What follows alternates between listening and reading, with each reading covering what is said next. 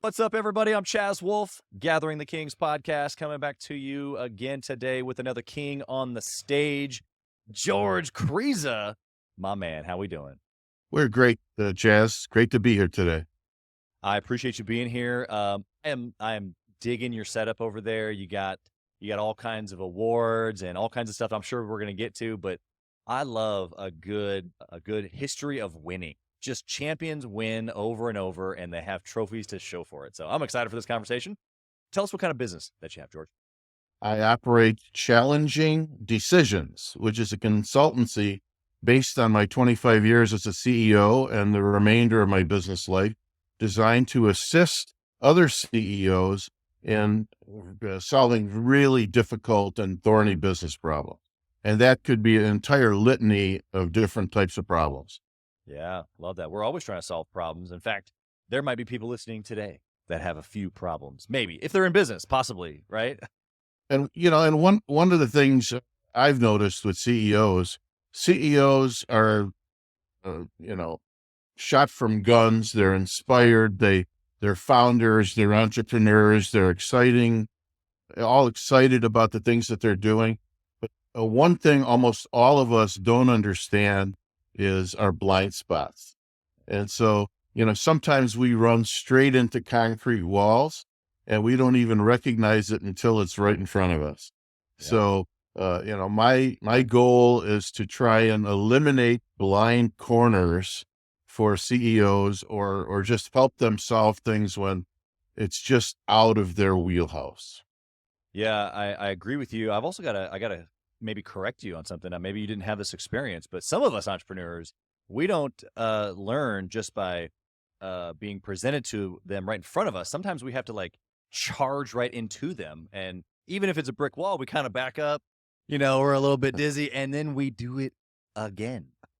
Yeah, you're You've right. never seen that though before, right? No, it happens over and over again. That's right. That's right. Well, Absolutely. hopefully we can maybe identify some of those blind spots today. Before we do that, though, I want to know, like, why are you here? Why are you doing this thing? Why are you coaching? Why are you helping other entrepreneurs? Like, you've had a successful run, you've been, the eye candy from an entrepreneurial world. Like, you've done the thing, but yet you're still grinding, you're still pushing. Tell us why.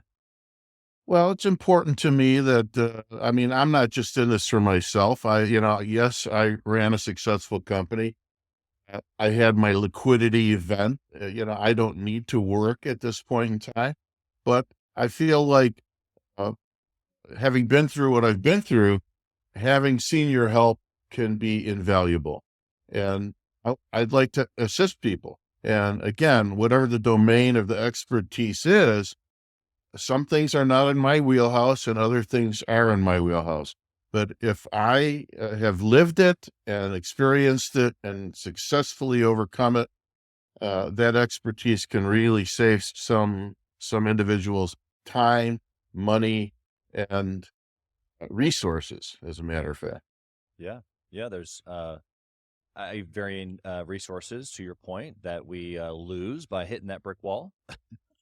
Mhm. We lose them again when we decide to hit the brick wall again and again and again. And so, what do you think? If you had to kind of maybe give us a short list of some of those blind spots, or maybe it's just the brick walls that we're running into. I'm sure you've got them categorized. What are three or four or five ones that you see most often in CEOs? Well, number one, an effective culture. A lot of times, a management team uh, is just not percolating on the same wavelength. And invariably, that's the CEO's responsibility to make that come together and to create the clarity and the effectiveness that has to happen in a management team. If the management team in a company is not effective, the entire company, you can predict, will be struggling. So, management team culture, very important. Finance, having an adequate financial plan and understanding where those different resources can come from. I also have experience in software development. You want to talk about an area which can be a black hole of money and time. Software development is one of them.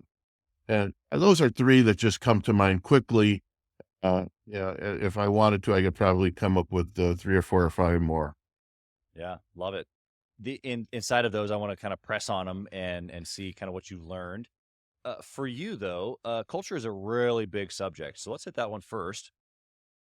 What was so important, or maybe a catalyst for you in the company that you grew before you had your exit, uh, around culture? Something super tangible that you were able to kind of turn the page with.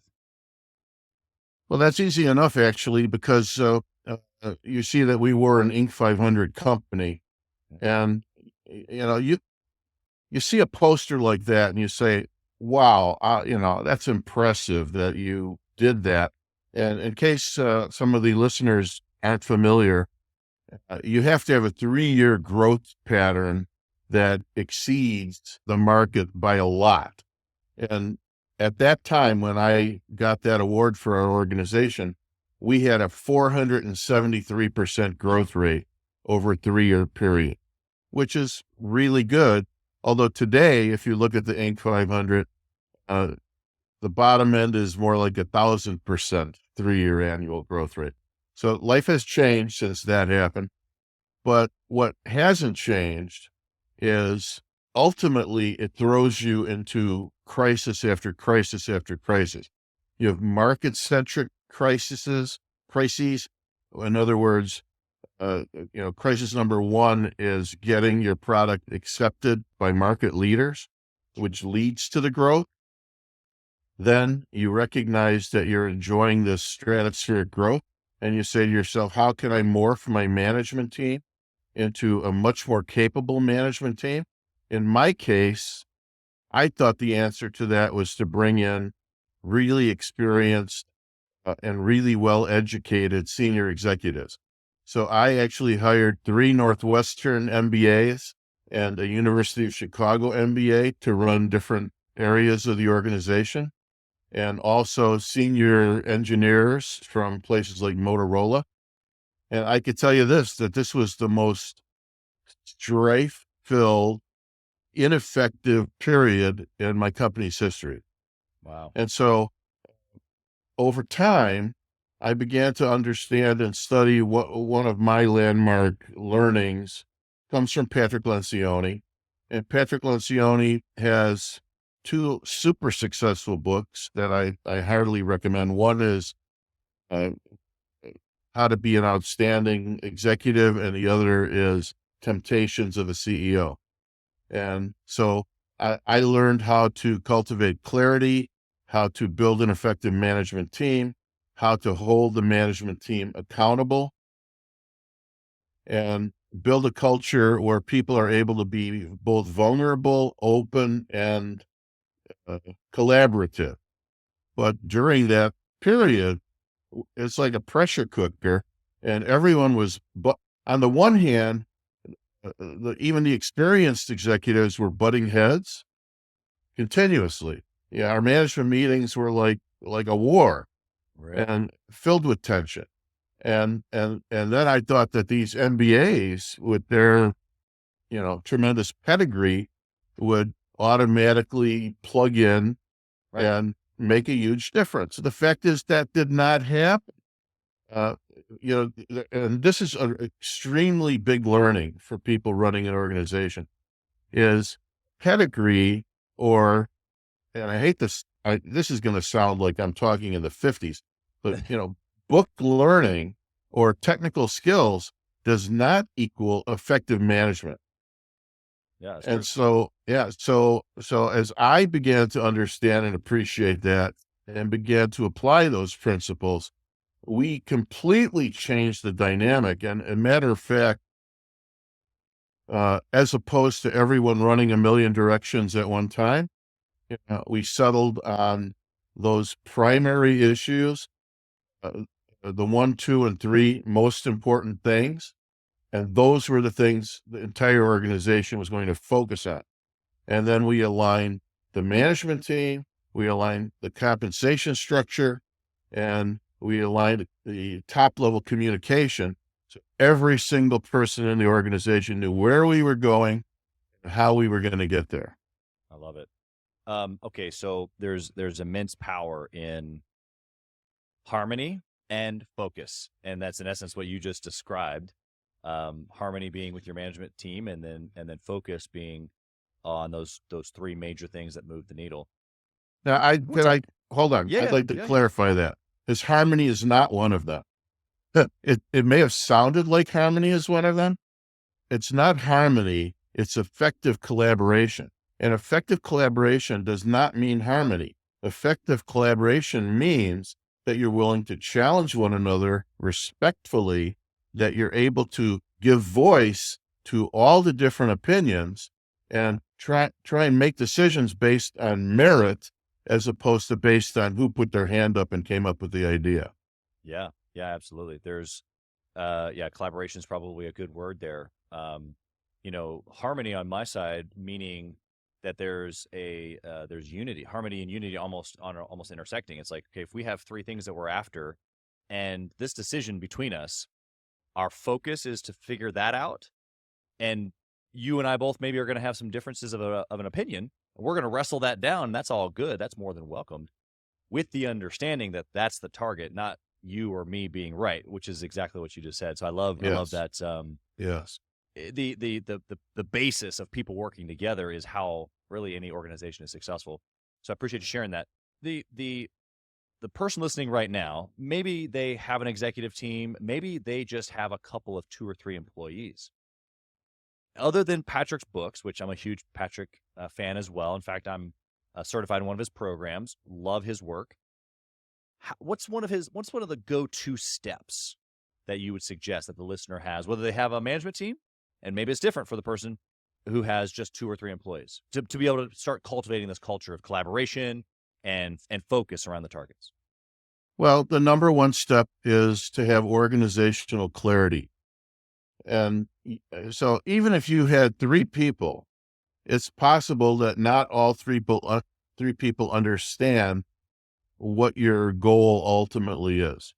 And That's right. and the interesting thing is nobody really knows whether that goal is going to stick, right? So over That's right. time, like in the using my prior organization as an example, we did sales incentives, channel sales incentives. So I am a channel sales incentive expert as well.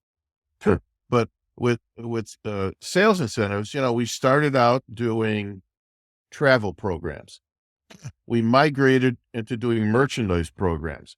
And then later we were approved by Chase to offer prepaid card programs. Huh. And this was a giant change. But my point is very simple. The drivers and the requirements of each of those steps are radically different. The suppliers are different. The lingo is different. The cycle time is different and how you deal with it all. Different kinds of expertise all the time. Now, if everyone didn't understand that you're migrating away from travel onto payments, then they're going to be left in the dust and they're going to be thinking the old way when it's time to shift. And mental shifts are a huge problem for people. People get stuck in the sand and, it's like a tank that just can't get any traction and even move. So Yeah. Yeah. that's why clarity becomes so important. You have to over communicate organizational clarity and the goals of the company. Yeah, I love the vein that we're on. What do you have in your toolbox over there for the actual entrepreneur themselves to be clear? Because obviously, in order to be able to communicate clearly to the team, they first have to create a clear vision of what that we're making this change or whatever the adjustment is. What tools would you suggest, or what maybe is there a methodology or a couple steps? Well, uh, it's just a blocking and tackling kind of work. You have to put it on paper. And I would, I think a lot of people think that when you write a business plan, that you need to write that business plan uh, long form with prose. I am a huge fan of concise planning. And that concise planning could be done one of 2 ways. It could be done in an outline, which is the way I approach everything. Work with an outline and decide exactly where we're going to go in simple statements.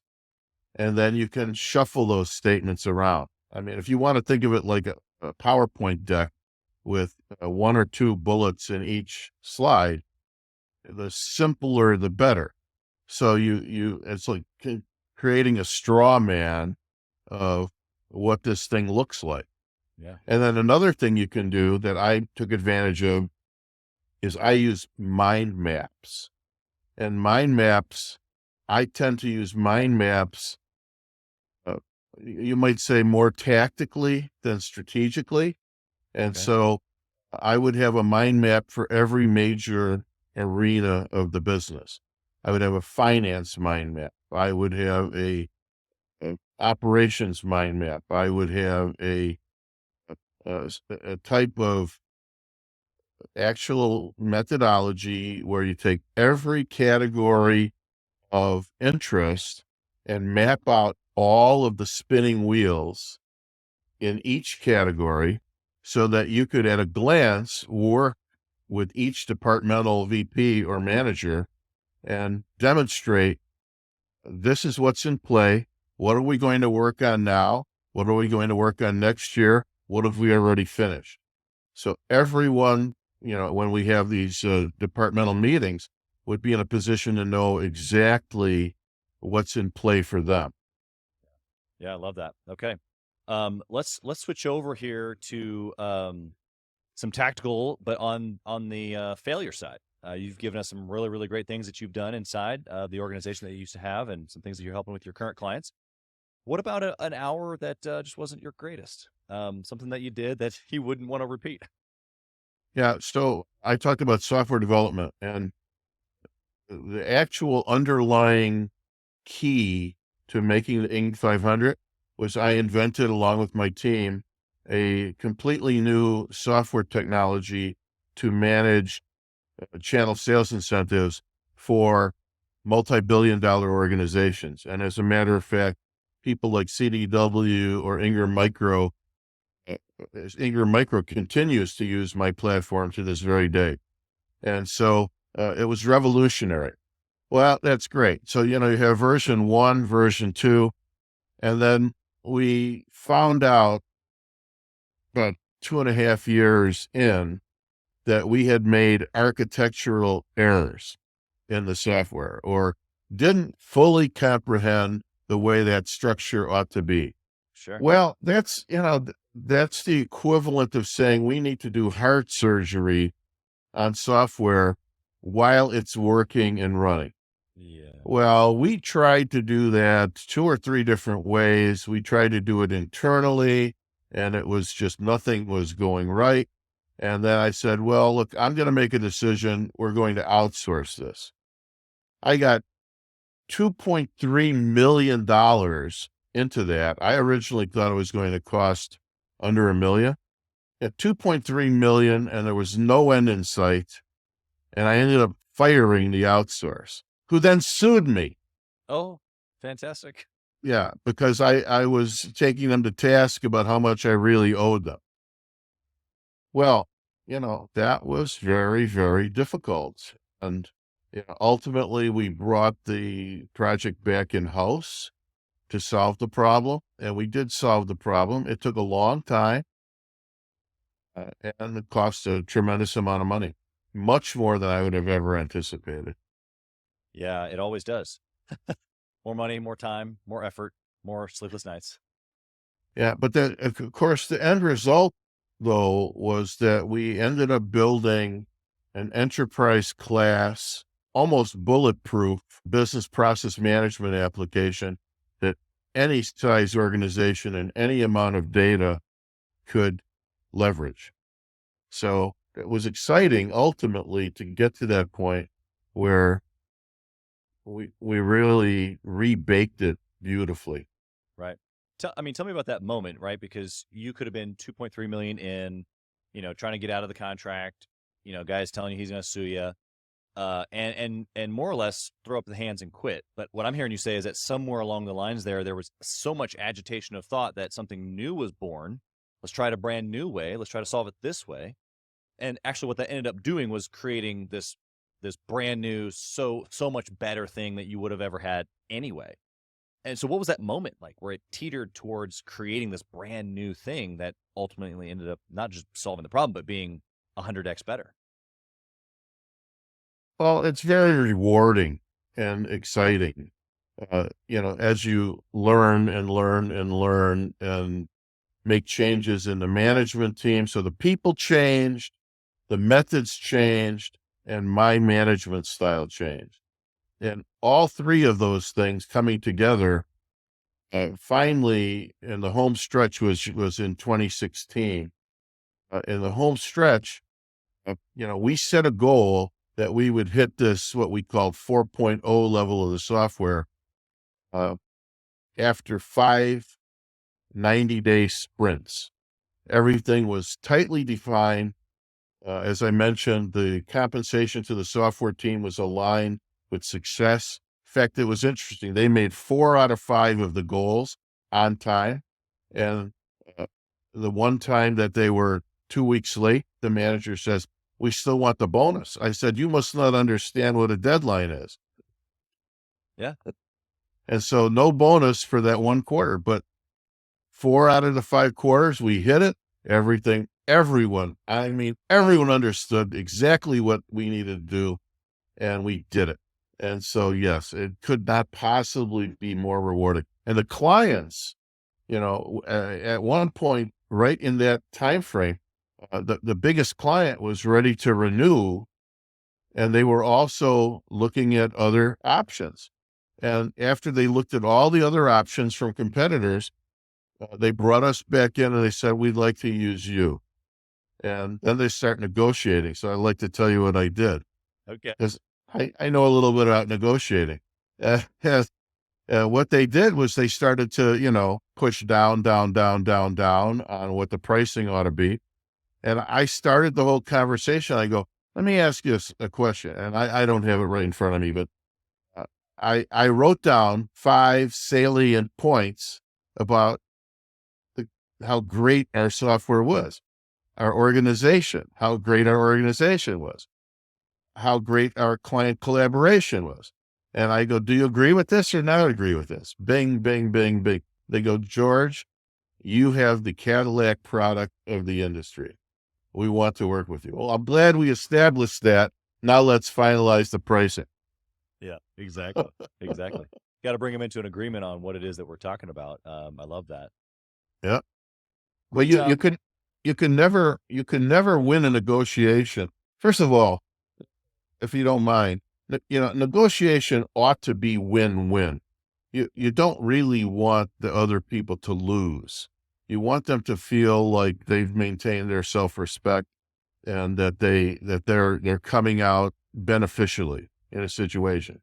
Having said that, you also have to have tremendous clarity on your position and your pricing and when I say position, your value proposition yeah. has got to be super clear, because if you're not selling value, then suddenly you just commoditize yourself, and that's a problem. Yeah, it's interesting on this topic of value. I'll add just one little sentence here, or one little story. I don't share often like this, but just the other day, my 7 and 10-year-old daughters we have a weekly meeting and then a monthly family meeting, and they have a responsibility to grow their accounts, and so they're always looking for ways to make money and get creative and add value and serve. And this is how I describe it. It's by doing this, you're adding value or that you're serving. Anyway, so it was a couple, I don't know, maybe a week or so ago, and my neck was pretty tight. I had slept on it wrong or something weird, and so I asked my 7-year-old, "Hey, you want to make some money?" She was like, "Yeah." I was like, "Okay, I need my neck rubbed." She was like, "Okay, great." So she jumped right on it, had a great attitude, was rubbing my back, didn't ask me the time frame, didn't ask me how much it was, just came forward in a valuable situation where I needed it to be rubbed. She didn't do it half-hearted, and it was like 5 minutes. It wasn't that long at all. And I told her, "Hey, go put $5 on your tracker." And my wife was like, $5? What in the world? Like I could have rubbed your back for $5. And it took me to an opportunity in that moment, not only just to explain it to my wife, but to my 7-year-old daughter of like, look, no, the reason why maybe you got paid, a lot more than normally for something small like this is because in that moment you added immense value to me. And I really wanted it, and I was willing to pay for it because it's what I wanted. It was right now. It's exactly what I needed. You did it with a great attitude, and you added so much value to me. And so I think you're spot on here. It doesn't the price has nothing to do with it. It has everything to do with what does my thing do for you? And if it's really, really valuable, then guess what? That means it's going to cost a bunch because it's valuable. Exactly. Okay, well, so you've given us some highs and some lows. Give me just one more nugget that you've got tucked away in there. Maybe an example of one of your clients, that they've been struggling with, and you were able to kind of, unlock a few things for them that maybe most entrepreneurs deal with, and you can help the listener with it. Well, one of my challenging decisions clients is trying to raise capital, and that's always it can be difficult. And one of the interesting things, and by the way, we were at the point of getting an offer for a term sheet, and uh, it turned out that the biggest obstacle that this individual had was, again, I won't mention any names, but it was himself. And the people that were looking at investing in his organization wanted someone that could be a collaborative CEO. And this was the kind of person that said, this is my invention. This is my business plan. This is my way or the highway. We're going to do it exactly this way, and so on and so forth. So after like 6 months, we actually had the term sheet getting ready to come. People were super excited. And by the way, I'm not looking for a job, but they said the only way we're going to give you the money is if George Kriza is the CEO. And I said, Whoops. "Oh, well, no, I mean, okay, I could do that." And I came to him with the offer, and he goes, "Yeah, you can be the president, but I'm going to be the chairman, and it's still my way or the highway." And the minute that the investors heard that, the whole thing evaporated. Yeah, there So, could have been some better negotiation there. well, yeah, I guess it goes back to what I said at the very beginning of our conversation. CEOs don't often understand their own weaknesses and their own That's right. blind spots. And sometimes they're just so profound that, you have got to be, I mean, this is another Lencioni point. You have to learn to be vulnerable. And if you're able to be vulnerable, then you can hear things that you need to change. You can actually execute the change, and sometimes it means you have got to step back and let someone else, whoever that is, who is perceived, whether they're better than you or not, isn't even the question. They're perceived as having the right skill set and the right level of collaboration. And that's the ultimate trigger. Because what I have found, I've tried to raise money many times. Uh, they're investing in not just the business model, they're investing in people. And if they don't think that that person, that CEO, that founder is someone they respect and can work with, your chance of getting a check is near zero. Yeah, yeah. There's a lot to that. I've seen that time and time again on Shark Tank. Right? It's give me the numbers. Okay, great. I like you. Let me give you an offer. Hey, kings and queens, Chaz Wolfe. I want to talk to you about something that's super important to me. We put a lot of time and effort, we meaning myself and my team, into this podcast, into the content that goes out every single day. And if you have been getting any sort of value or insight from this, we want it to be able to reach other business owners too. So we would love if you would like, comment, share, leave a review, post, share again, all of the things on social media, on all the different platforms, or even on the podcast mediums of Apple and Spotify. We would love to be able to get our content into more hands, more entrepreneurs, so they can grow their business as quick as possible. The journey of a CEO, you've given us several blind spots. One of those blind spots, in my opinion, is the other things that we say that are important to us, but that we don't know how to include them. I kind of prepped you a little bit before the show that family is a big deal, and I think that marriage and kids, and I think every entrepreneur has good intentions. It's difficult sometimes to be able to kind of do it all. We could throw health in there, we could throw faith in there, we could throw you know lifestyle or joy, like any of the other things that we want to do in life other than our business. But coming from a guy that's like super obsessed and was very obsessed with my businesses for a very, very long time, I still am, but I just know now how to be obsessed with all those other things too. What would you say is the blind spot for them? Why is it so difficult for CEOs to bridge that obsession level over to those other things that they say are important to them? Well, let's talk first about family. Uh, every family is different, and uh, I'm going to sound again kind of caveman here, but like if you're the a male, that is operating your business, and you are going full tilt, your wife has to be of a supportive mindset of recognizing that she is making a big you have to know she's making a big sacrifice, and she knows she's making a big sacrifice. And so she's willing to uh, allow that dynamic and give you the freedom. And I guess it would work the other way as Yeah, well. Wouldn't matter if the female is the lead and the husband is in the background. But ultimately, you have to have the right personality, not only yourself, but on the other side. Because if the other mate is unable to get to the point of recognizing their supporting role, then ultimately there's going to be a clash, and they're going to start saying, "Well, my needs are not being met." that's right. And you're traveling here, you're traveling there, you're always on the road, you're at the office until 6 or 8 o'clock at night. And what about us and the kids? Well, so first of all, you should not let it get that out of balance. You need to spend the time with your family, and you need to it's not just like um a trip here or a trip there. It's got to be every week and on a Right. regular basis, giving them what they need emotionally.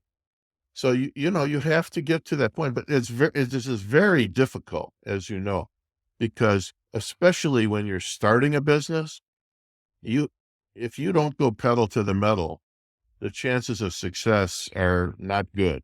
So you're going to be putting in the extra time, and you're going to be uh, unbalanced if it's nature.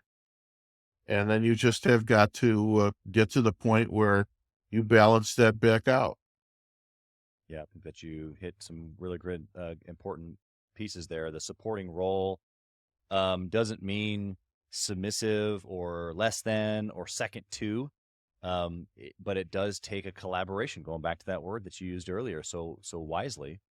Just like your team members working together in that scenario, we can have two different opinions here. We can wrestle something to the ground, but at the ultimate end, what are we doing this for? Well, we're doing it for our family or whatever the family mission is. And so I love the way And, that you and said then the other thing, Chaz, to your point about faith, uh, there are plenty of people today that are atheists that don't believe in a God. I wouldn't be one of them. God is at the center of my life and my family's life, and it has always been that way. We're very active in our congregations, and here's the thing: uh, there are lots of dark moments where you can't see the way out of the tunnel. You know, there. it may be debt, it may be software, it may be, the machine's not working, whatever it is. You just can't see, and then that debt might be stratospheric, where you're thinking, I will never get out of this. I need to declare, and and there's only one thing, in my opinion, that sustains you at that a moment like that is your belief that your God is able to help you and never forget you. Yeah. Yeah, I second that. That um belief Mhm. is one that, like you said, kind of transcends situations. And that same belief can be in I say yourself, but really your family, your team, your business, your mission. Like you can have that same level of courage, to continue to take action, and not peel over. Although sometimes it feels like we should just peel over and throw up the hands and give it a whirl. So, um, I want to ask you a question, kind of going back into your past, and then we'll kind of wrap things up here. But if you had the opportunity, I'm going to let you pick the age, but to speak to the younger George, roll back the clock. I want you to tell me how old George is, and I want you to tap him on the shoulder, and I want you to whisper in his ear, and I want you to tell me what you say to him.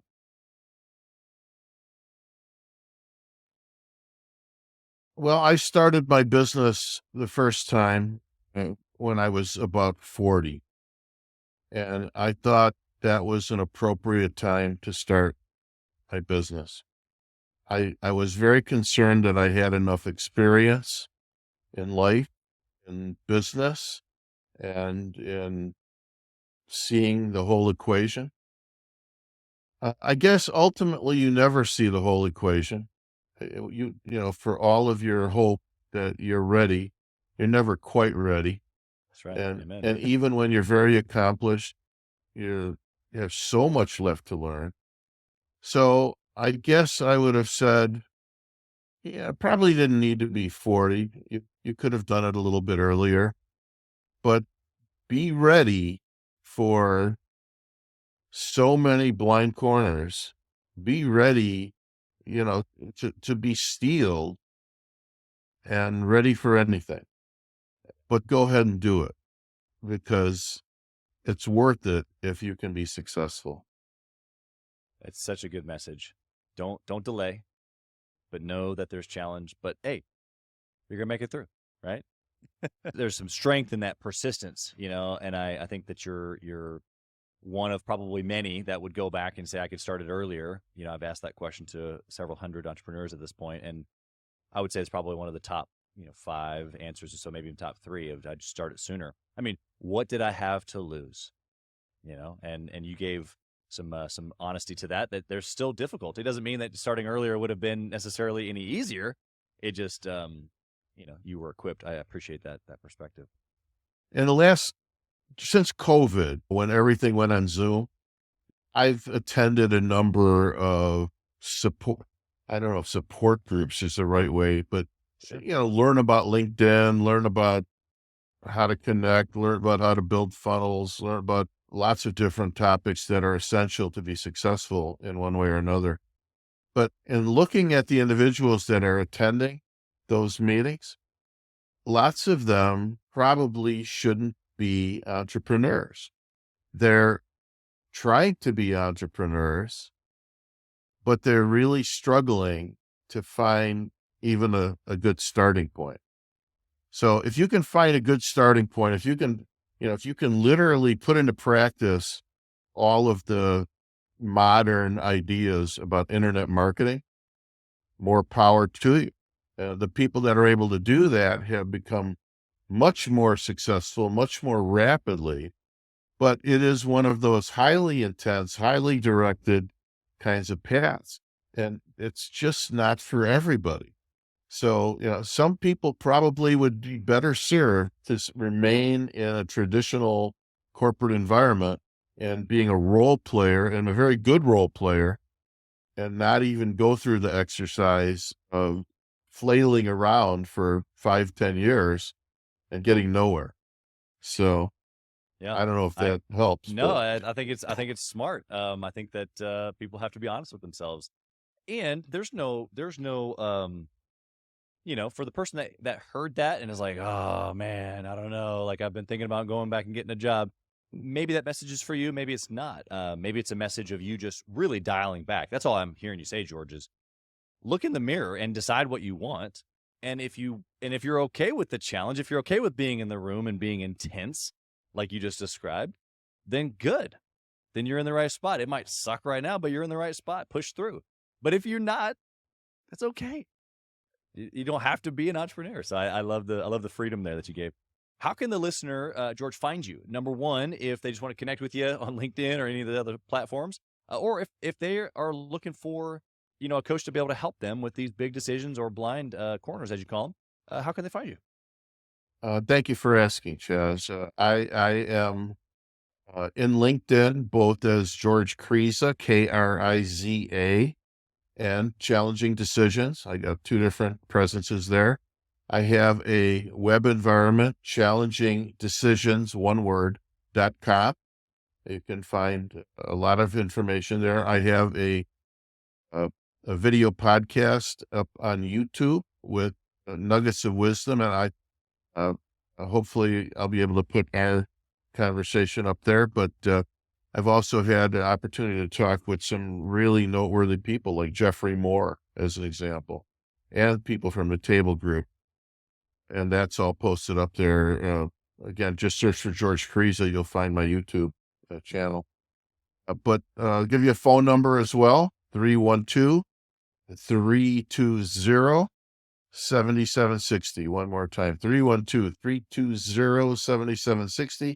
I'd welcome a phone call, and I'd be glad to have an initial consult with you and then see whether or not we can be helpful long-term in your business situation.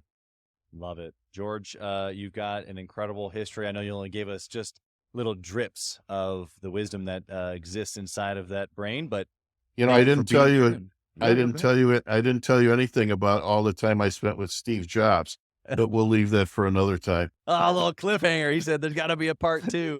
Uh, well, that leaves pretty good reason to have you back. So we'll make sure that happens. Steve Jobs, there's some interesting things I'm sure that you picked up from that experience, as we all have just watching him from afar. But again, thank you, George, for being here. Blessings to you, your family, all the clients that you're helping. Many, many blessings. Thank you for being here. Thank you, Chaz.